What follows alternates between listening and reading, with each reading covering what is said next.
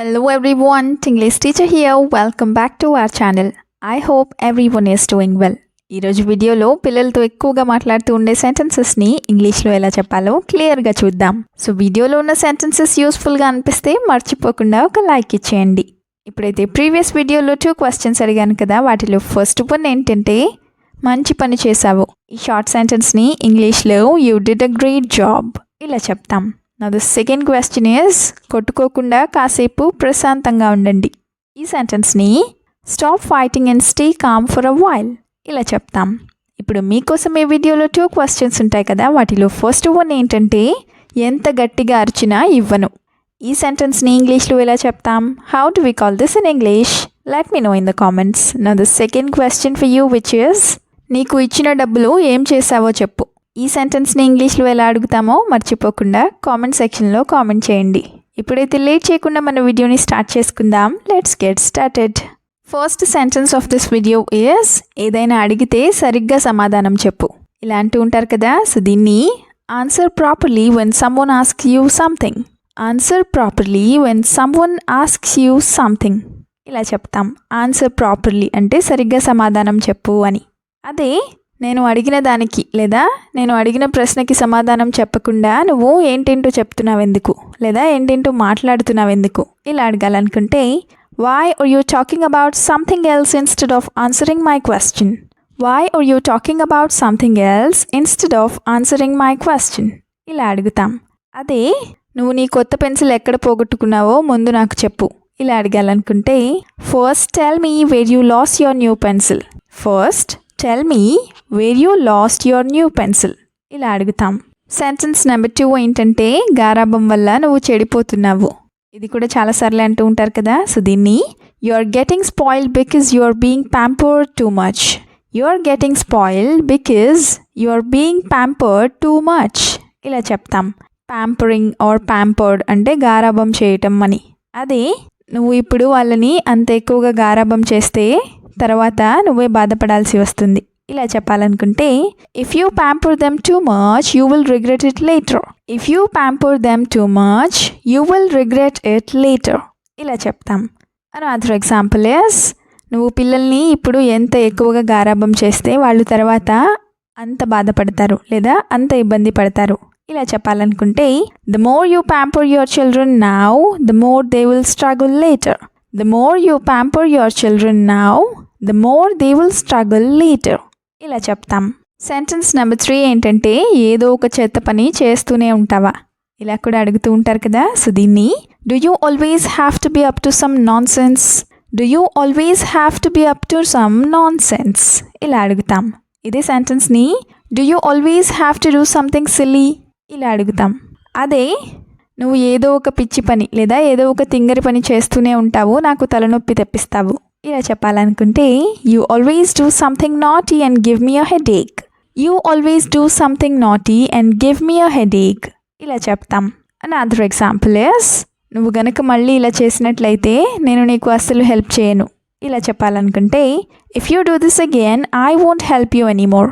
If you do this again I won't help you anymore ఇలా చెప్తాం.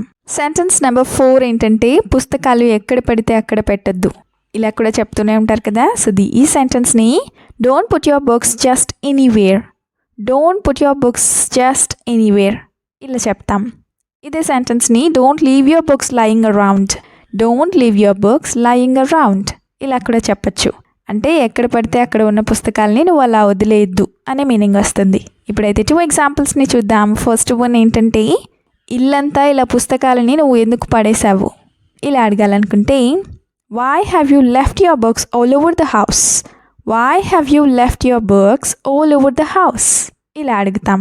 అదే నువ్వు గనక నీ పుస్తకాలని మళ్ళీ ఇలా విసిరేసినట్లయితే నేను మీ టీచర్కి కంప్లైంట్ చేస్తాను ఇలా చెప్పాలనుకుంటే if you throw your books again I will complaint to your teacher.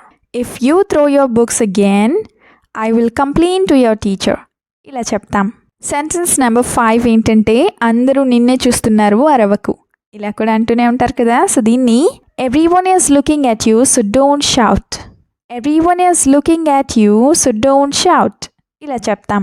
అదే నువ్వు పిచ్చివాడిలా ఇలా రోడ్డు మీద ఎందుకు అరుస్తున్నావు ఇలా అడగాలనుకుంటే why are you shouting like a crazy person on the road, why are you shouting like a crazy person on the road ఇలా అడుగుతాం. అదే నువ్వు గనక రోడ్ మీద మళ్ళీ ఏడ్చినట్లయితే నేను నిన్ను అక్కడే వదిలేసి ఇంటికి వెళ్ళిపోతాను ఇలా చెప్పాలనుకుంటే if you cry on the road again I will leave you there and go home. If you cry on the road again I will leave you there and go home ఇలా చెప్తాం. I will leave you there అంటే నేను నిన్ను అక్కడే వదిలేస్తాను అని. Sentence number 6 ఏంటంటే సాకులు చెప్పడం ఆపి పని చెయ్యి. పిల్లలతో ఇలా కూడా అంటూనే ఉంటారు కదా. సో దీన్ని stop making excuses and get to work. Stop making excuses and get to work ఇలా చెప్తాం. స్టాప్ మేకింగ్ ఎక్స్క్యూజెస్ అంటే సాకులు చెప్పడం ఆపేసేయని.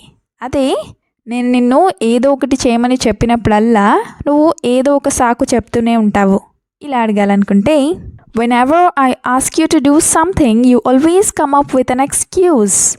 Whenever I ask you to do something you always come up with an excuse ఇలా చెప్తాం. You always come up with an excuse అంటే ఏదో ఒక సాకు చెప్తూ ఉంటావు అని. అదే if you don't break this habit you will have to struggle a lot later. If you don't break this habit you will have to struggle a lot later అంటే నువ్వు గనక ఈ అలవాటుని మానుకోకపోయినట్లయితే తర్వాత నువ్వు చాలా ఇబ్బంది పడాల్సి వస్తుంది అని. Now the last sentence is ఎక్కడి నుంచి తీసావో అక్కడే పెట్టు. పిల్లలతో ఇది కూడా చాలాసార్లు అంటూ ఉంటారు కదా. సో దీన్ని put it back where you got it from. Put it back where you got it from ఇలా చెప్తాం. ఇప్పుడు 2 ఎగ్జాంపుల్స్ని చూద్దాం. ఫస్ట్ వన్ ఏంటంటే you took out all the toys and played with them. Why didn't you put them back where they belong? You took out all the toys and played with them. Why didn't you put them back where they belong? అంటే నువ్వు బొమ్మలన్నింటినీ తీసావు, వాటితో ఆడుకున్నావు, మళ్ళీ వాటిని ఎక్కడ పెట్టాలో అక్కడ ఎందుకు పెట్టవు అని, లేదా ఎందుకు పెట్టలేదు అని.